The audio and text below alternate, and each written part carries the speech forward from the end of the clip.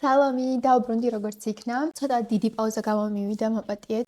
წინა ვიდეოში გავჩერდით სამი ომზე და ამ ვიდეოში მინდა რომ დასავლეთისკენ მიგრაცია განვიხილოთ. აქ ახლა სადმე ან ქვემოთ დაბლა გაჩვენებთ timelines. საიდან მოვდივართ, ანუ საიდან დავიწყეთ ჩვენ, ახლა სად ვართ და საიდკენ მივდივართ, ანუ რა დაგვრჩა განსახილველი. დღევანდელ ვიდეოში, როგორც უკვე გითხარით, მინდა რომ განვიხილო დასავლეთისკენ მიგრაცია.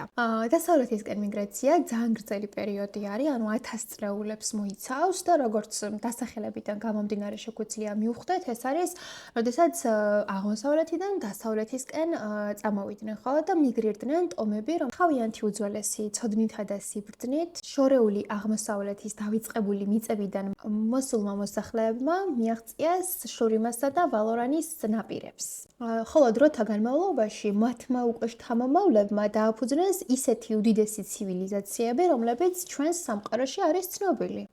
ვალორანი არის რუნეტერას ჩრდილოეთი კონტინენტი. ეხლა გაჩვენებთ რუკაზე. აი აქეთ ამხრიდან, ანუ აღმოსავლეთიდან მიგრირდნენ ადამიანები და წამოვიდნენ დასავლეთში. და ზედა კონტინენტი, რომელსაც ჩვენ ვხედავთ, ეს არის ვალორანი, ხოლო ქვედა კონტინენტი ეს არის შურიმა. ჩრდილოეთ ვალორანის კონტინენტი სამხრეთ შურიმას კონტინენტთან დაკავშირებული არის ვიწრო ხიდით, რომელზეც გაშენებული არის დღევანდელი პილტოვარი და ზაუნი. აგერ შეგვიძლია მივაახლოვოთ მაქსიმალურად ასე შეგვიძლია მიახლოვება. პილტოვარი და ზაუნი არის მოკლედ ამ ხიდზე გაშენებული. ეს ადგილი იყო კონტინენტის ცენტრალური ნაწილი, მანამ სანამ მოხდებოდა კონტინენტის ორად გაყოფა. ვალორანის კონტინენტზე უამრავი ცნობილი და დიდი სახელმწიფოები არის, როგორც არის მაგალითად დემასია, ნოქსუსი, ფრელიორდი და ანუ ამის მიუხედავად, ანუ კიდევ სხვა უამრავი პატარა კუნძულ სახელმწიფოებიც არის, რომლებიც მათ ტერიტორიაში არ შედის. თუმცა ამის მიუხედავად, ძირითადი მთავარი სახელმწიფოები და ფრაქციები რაც არის, რაც გაგვიგია რუნეტერას სამყაროში, ძირითადი ნაწილი მაინც ვალორანზე არის. აღმოსავლეთ ნახევარსფეროდან დაწყებულმა ამ დიასპორამ საფუძველი ჩაუყარა მიგრაციას დასავლეთ ნახევარსფეროსკენ და შურიმას და მის მიმდებარე ტერიტორიებზე. ხოლო ამ უკვე დასახლებულმა ადამიანებმა უამრავი ახალი ერი და ქალაქი დააარსეს. ჩვენ დღეს უნდა განვიხილოთ რამდენიმე სახელმწიფოს დაარსება და ასევე ქალაქისაც. ზოგიერთის დასახელება ქართულად არც თუ ისე კარგად ჟღერს, ან შეიძლება მივიღოთ თარგმანი კარგად, ამიტომ ორიგინალში ვიტყვი მას დასახელებებს. ის კუნძულები და სახელმწიფოები, რომლებიც დაარსდა ამ დასავლეთიდან მიგრაციის შემდგომ და დღეს რაც უნდა განვიხილოთ, ეს არის ბეჰრუს კუნძულები, Blessed Isles, Ixtalis დაარსებაც უნდა განვიხილოთ. შურიმას ცოტათი შევეხებით, იმიტომ რომ შემდეგ ვიდეოში ვრცლად მინდა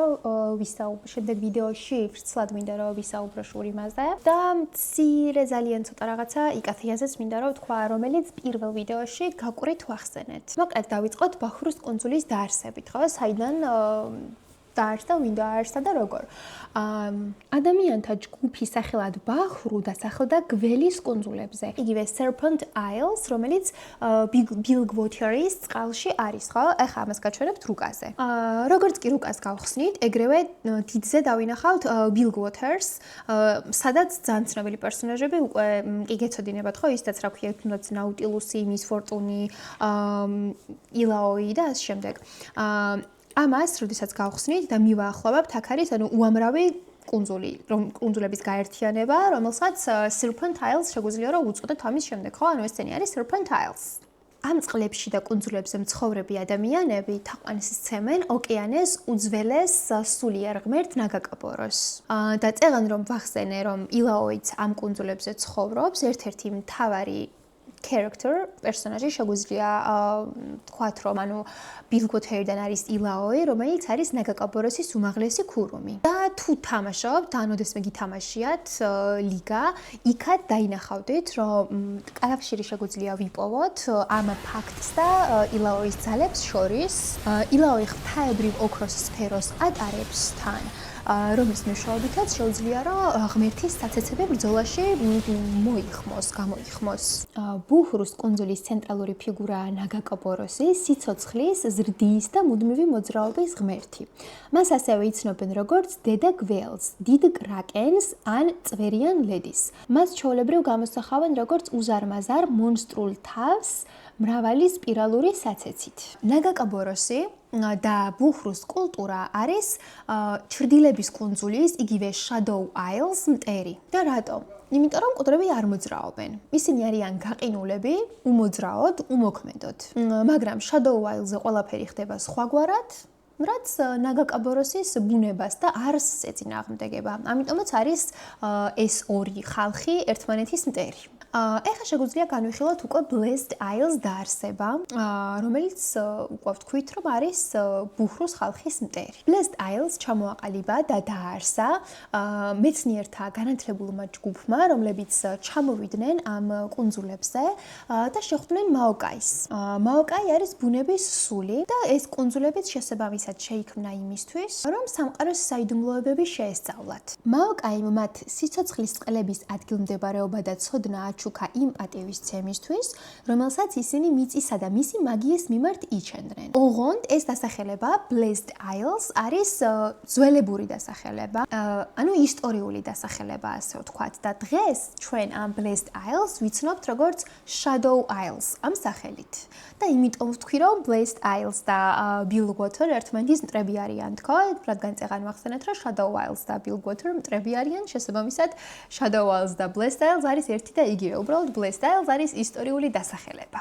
მრავალი საუკუნის განმავლობაში ეს Blessed Isles იყო სხვა გარეშე საზოგადოებისაგან და პირებისაგან დამალული. და შესაბამისად ოქროს ხანასაც განიცდიდა, ვინაიდან სხვა ხელი არ ყოფილა მის განვითარებაში ჩართული. და ეს ოქროს ხანა ეძღვნებოდა ფილოსოფიის, ცოდნის და რუნეტერადან შეგროვებული სხვადასხვა არტეფაქტების დაცვას. ჰელია, Blessed Isles დედაქალაქი სავსე იყო სახელგანთქმული არქეოლოგებით, ასტრონომებით და ყველა შესაძლო დისციპლინის სწავლულებით. მაშინ, როდესაც უბრალო ხალხი მშვიდობიანი და მარტივი სოფლის ცხოვრობით ცხოვრობდა მიმდებარე ტერიტორიებზე. რაც შეეხება იმ ფაქტს, თუ რატომ არის ისტორიული დასახელება Blessed Isles და რატომ აღარ ვეძახით ასე. ეს იმიტომ მოხდა, რომ Blessed Isles თავის დროზე იყო მაგიური და მშვენიერი სახელმწიფო. თუმცა მაგიურმა კატაკლიზმამ გაანადგურა. ახლა ამ რაღაც სიმშვენიერის და სილაღის და განვითარების მაგიურად ამ Blessed Isles-ზე უბრალოდ არის შავი კვამლი, არა mist, ნისლი და ამ შავი ნისლი ფარავს მოკლედ ამ მთელ კუნძულს და ხრწნის იქაურობას და ბილწავს მოკლედ და ანუ Blessed Isles-ისგან საერთოდ არაფერი აღარ დარჩა ფაქტიურად. ისინი, ვინც მის შიგნით იღუპებიან, განწირულნი არიან, რომ სამარადისოდ მისი ნაწილი გახდნენ და რაც კიდევ უფრო უარესია, ყოველ წელს ნისლი აფართოვებს თავის წრეს. და ხალხო, ეს ყველაფერი არის ვიეგოს ბრალი. ეგ არამზადა. ეგ დეგენერატი. 64 იქცა ჯოჯოხეთად. და ეს ყველაფერი არის მხოლოდ და მხოლოდ ერთი პერსონაჟის. ვიეგოს ბრალი. რატომ როგორ და რანაირად ჩემპიონის ბექსტორს რომ მოვყვები, უფრო დეტალურად განვიხილავ, თუმცა მოკლედ გეტყვით, რაც სინემატიკში არის, მაგას განვიხილავ და ვიეგოს სინემატიკსაც გაჩვენებთ.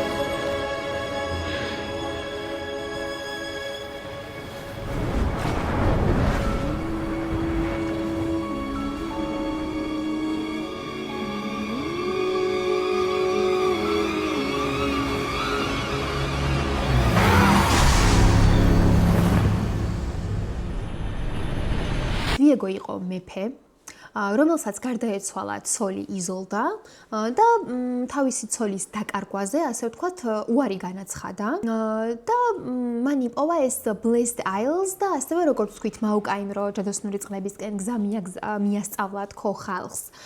ვიეგომ იპოვა მოკლედ ეს ჯადოსნური წყლები და ამ ჯადოსნურ წყალში იზოლდას სხეული ჩაასვენა გასაცოცხლებლად და კი გაცოცხლდა იზოლდა, მაგრამ როგორც მკვდარი აჩრდილი. მან აიღო ვიეგოს ხმალი და ვიეგოსვე ჩასცა გულში. მეფის ჯადოსნური ხმლის და სიცოცხლის წყლების ურთიერთქმედებამ გამოიწვია გიგანტური აფეთქება, რამაც კუნძულზე ყველაფერი ცოცხალი დაწყევლა და შავნისლად აქცია. და ამ მოვლენამ მეცნიერების ქალაქი ჰელია სამუდამოდ კოშმარად აქცია.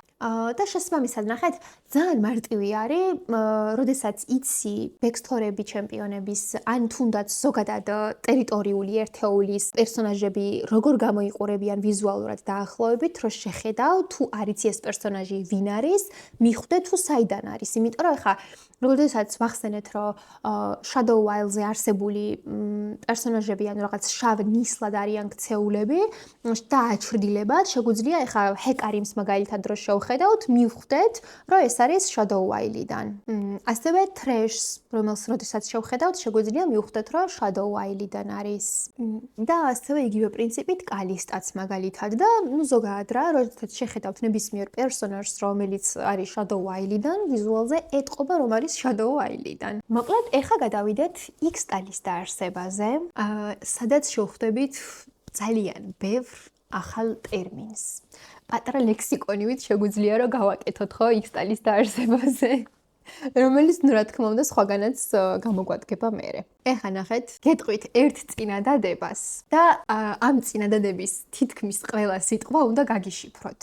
კარდინალური არკოლოგია, იქ სადაც მოგვიანებით X-ტალი დაარსდა, სკარნერმა აქვს, როგორც საჩუქარი X-ტალის ხალხისთვის. ხოლო მისმა მცხოვრებლებმა ელემენტარული მაგიის დაუფლებას მიუძღვნეს თავი. ჩვენ უნდა განვიხილოთ ეხა შესაბამისად ტერმინი არკოლოგია რას ნიშნავს, ვინ არის სკარნერი, კარდინალური რას ნიშნავს, ეგეც უნდა განვიხილოთ და ასევე ელემენტარული მაგია. ნუ შეიძლება ეს იცოდეთ უკვე რასაც ნიშნავს. ტერმინი არკოლოგია არის არქიტექტურის და ეკოლოგიის ნაზავი. რეალურ სამყაროში ნიშნავს ჰიპერეფექტურ შენობას, რომელიც მთელს ქალაქს იდევს. X-ტალში კი მას მაგიური დანიშნულება აქვს. X-აოკანი არ არის ქალაქი ჩვეულებრივი გაგებით. ის ჰგავს გიგანტურ მაგიურ სქემას. შენობები ისეა განლაგებული, რომ დედამიწის ბუნებრივი ენერგია სწორი მიმართულებით გაატარონ. თითოეული არკოლოგია სპეციალიზირებულია ერთ ელემენტზე. მაგალითად, ერთგან მხოლოდ მიწის მაგიას სწავლობენ და იყენებენ,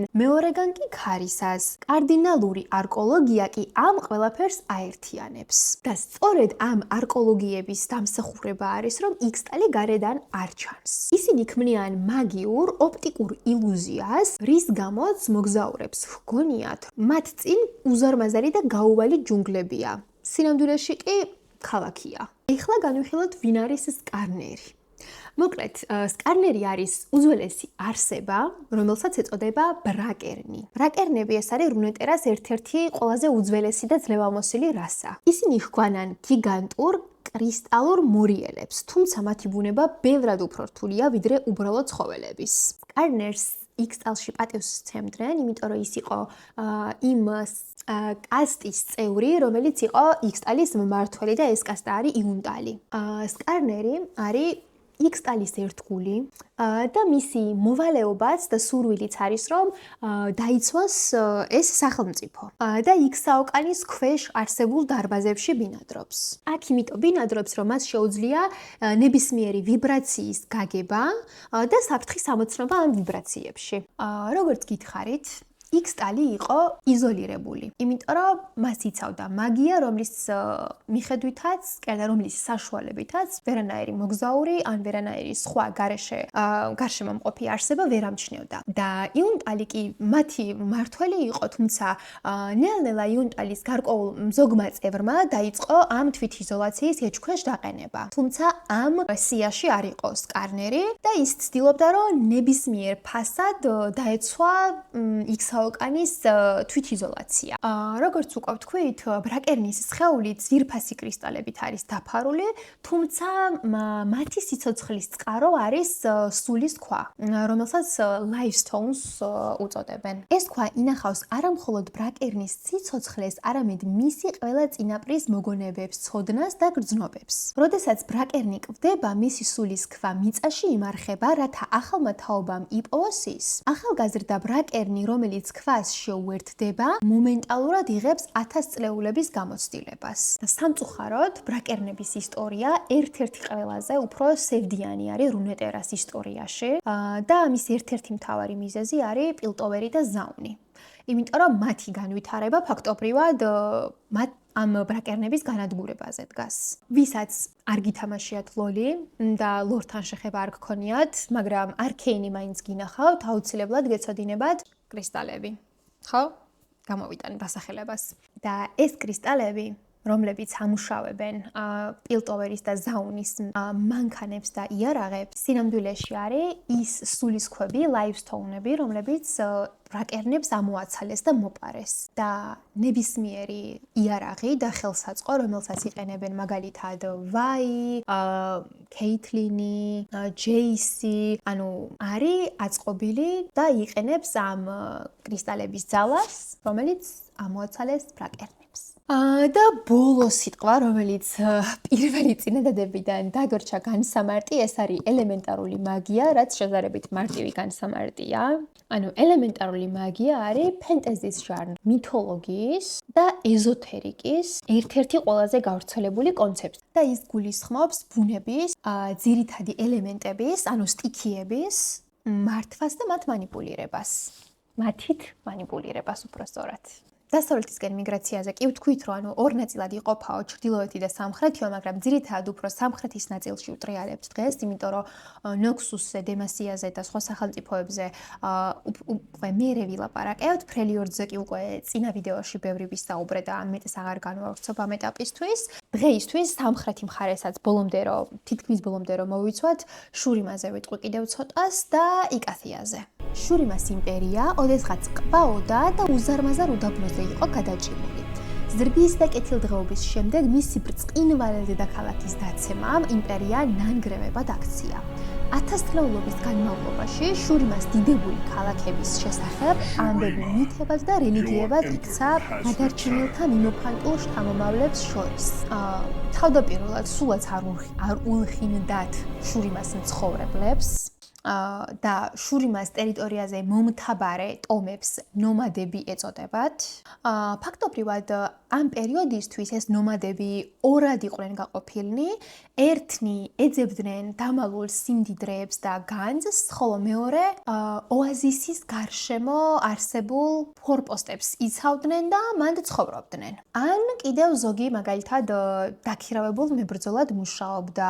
მაგრამ აქ კი არ მთავრდება შურიმას ისტორია, არამედ იწყება, იმიტომ რომ ძალიან ბევრი გვაქვს შურიმაზე სალაპარაკო და ცალკე ვიდეოში უნდა ჩავსვა ეგ. აი, ნუ მოკლედ ვიდეო ძალიან გამიგრძელდა, ეხლა დავასრულებ.